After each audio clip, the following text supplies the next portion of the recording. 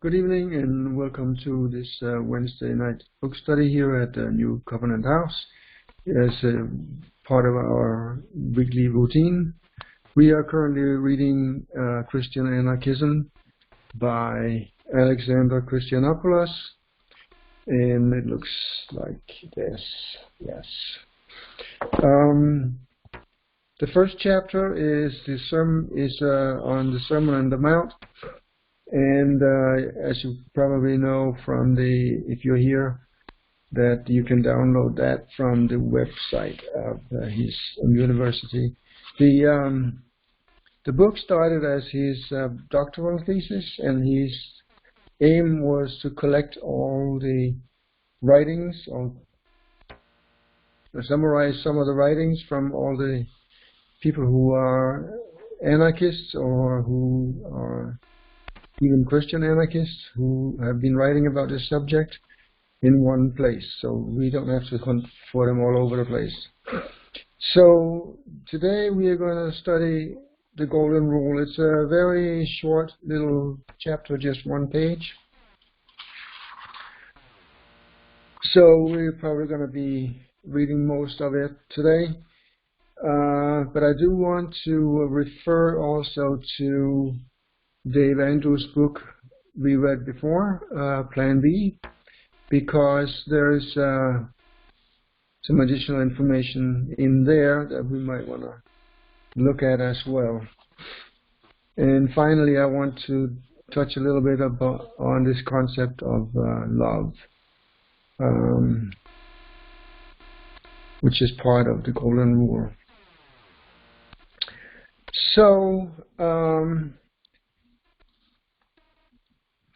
first, he kind of goes into a little bit about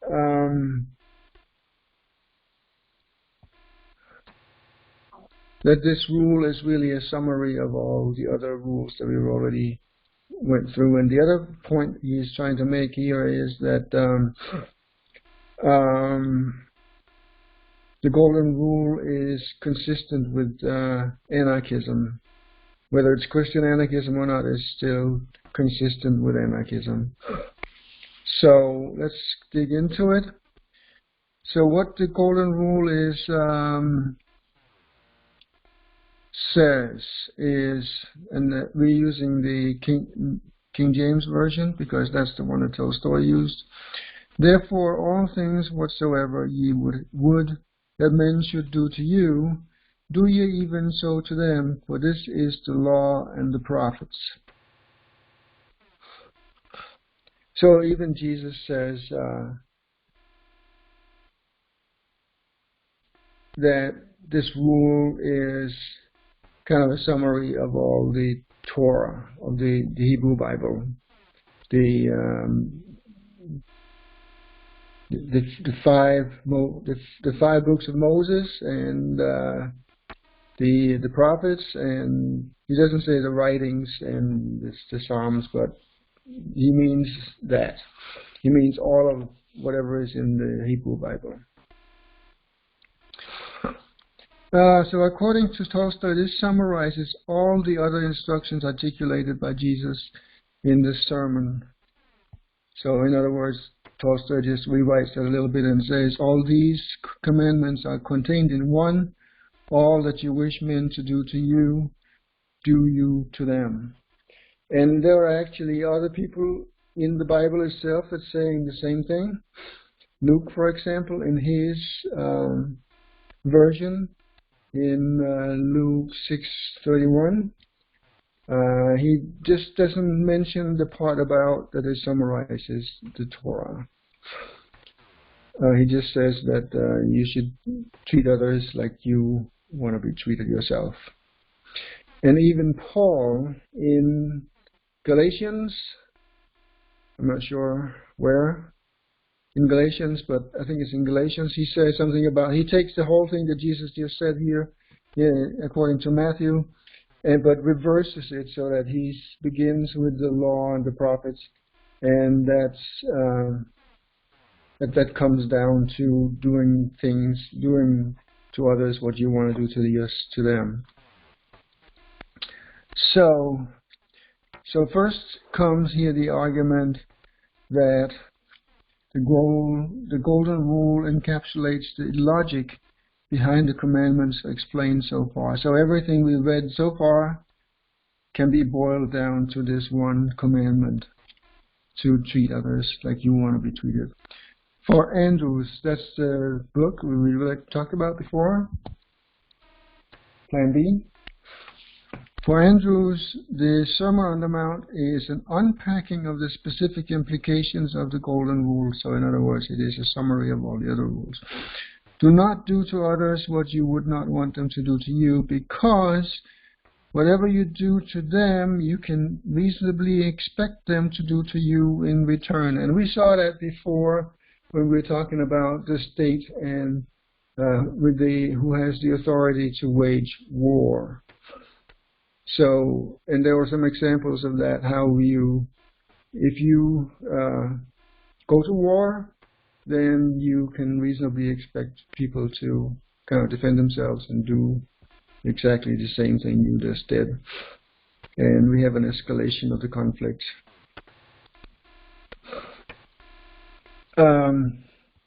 So if you do bad things to other people, you have to accept that they do the same thing to you. Hence, so he's now repeating all these things. Hence, do not resist, use violence, judge or bind others by oath of allegiance if you do not want others to resist you. Use violence against you, judge you or bind you by oath of allegiance. Likewise, love your enemies if you want them to do the same. Love one another, and love will eventually be returned to you. And that gives me kind of the opportunity to kind of talk a little bit about this concept of love. So we often hear is summarized as the first commandment is to love God with all your heart, with all your mind, and so on. And the other is like it. It says love one another. So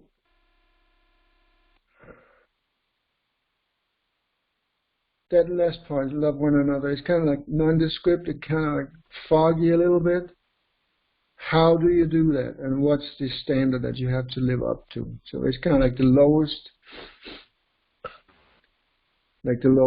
standard you can imagine. So, and then there's a little bit higher is the one we just talked about today, is to love one another as you want them to love you. So this reciprocal thing there, that's all of a sudden now you have a standard, because it will need to be the way you want other people to treat you, the same way you want to be treated. You want to treat other people the way you want to be treated. So that all of a sudden there's a standard, but this standard is kind of like varies from person to person. It kind of like a little bit fluid as well.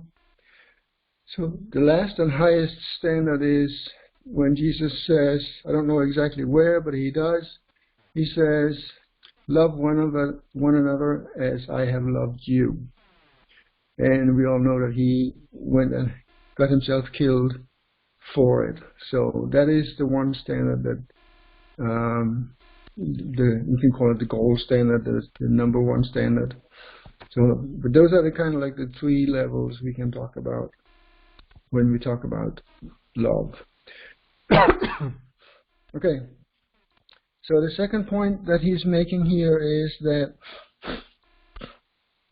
the state cannot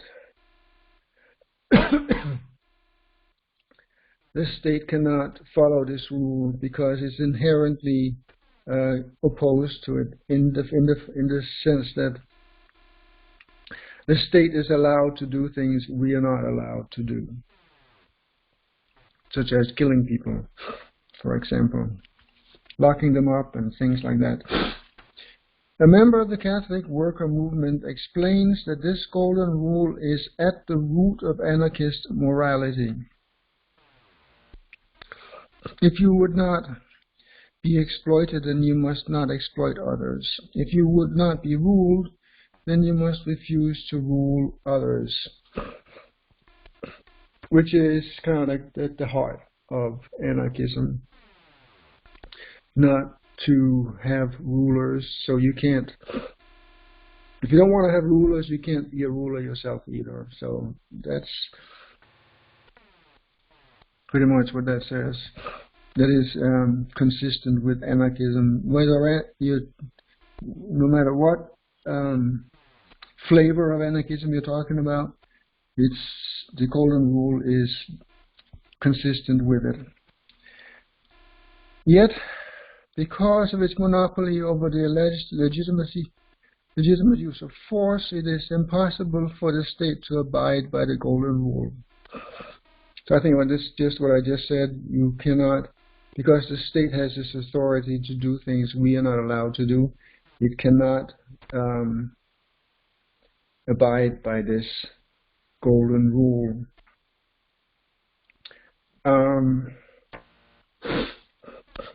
I remember when we had that discussion before, we talked about that there's a distinction between force and violence. Force is kind of just another way of saying violence, but it's legitimatized like violence. So, yeah.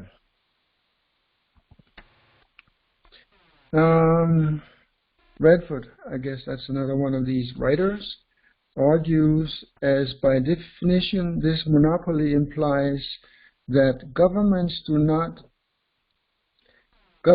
do to their subjects what they outlaw their subjects to do to them. So that's what I think you said, that the government has authority to do things that we are not allowed to do. Hennessy agrees that the golden rule accords with Christian anarchism.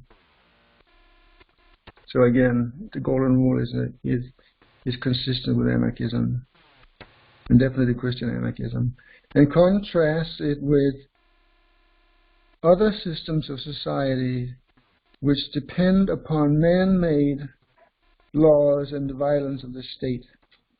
To use violence, Tolstoy says, it is to do what he to whom violence is done does not wish, and is therefore unchristian. The golden rule thus implies a rejection of the state's self-assumed rights to coerce its citizens into submission. So in other words, the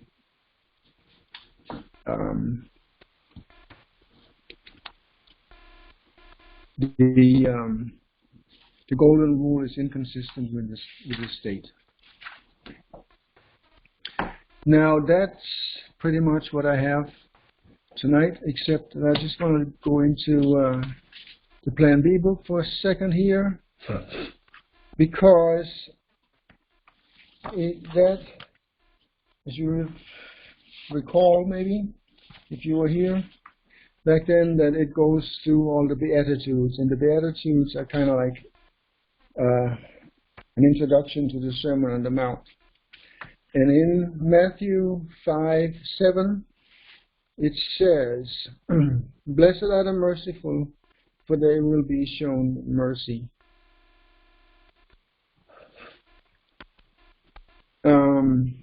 And there in this chapter he lists about a dozen different religions and points out how they also have some variety of this golden rule.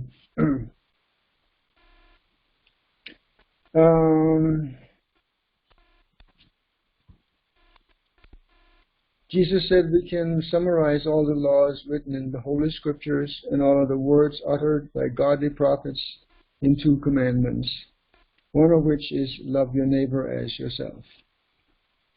And we know that the other one is to love God with all your heart, or all your mind, and all your power. So true spirituality means you should do unto others as you would have them do unto you, in Matthew 7:12. And then, in the light of this truth, it is not surprising we can find a reciprocal mercy rule in all major religions. The interesting part of it is that even though they pretty much say the same, they do say it in different ways. So, for example, the one in Jainism is descriptive. One who neglects existence disregards their own existence. So in Taoism, the mercy rule is instructive. Regard your neighbor's loss or gain as your own loss or gain. So in other words, it talks a little bit about maybe you can step into somebody else's shoes and have the same feelings they have. If they are in distress, then you will feel the same distress as they do. So I just want to skip the other ones because some of them are in the negative and some of them in the positive. So some of them say the sentence in the negative way: don't do what you don't want anybody else to do, whereas Jesus actually said, do to others what you want them to do to you, which is in the positive way. And there are 3 religions that have it in the positive way. There's Christianity, Islam, and Sikhism. They have this wording in the positive instead of negative. So, yeah, that's it for tonight. The next part here in Christian anarchism does not pertain as directly to anarchism as such, but they are kind of like important passages that are important to us here at the New Covenant House. So we will go through them, but really quickly, and then we come into some concluding chapters here at the end. And that means that we have to find something else to read after that. But I think, and I will look into that during this week, that we ought to at least touch on some of the following chapters, because we have on several occasions, Christianopoulos has told us that he would be expanding on certain ideas in following chapters. So we'll just take a look at them and see kind of what he means by that. So that's it for tonight, and I will just look forward to seeing you till next week. Thank you for coming.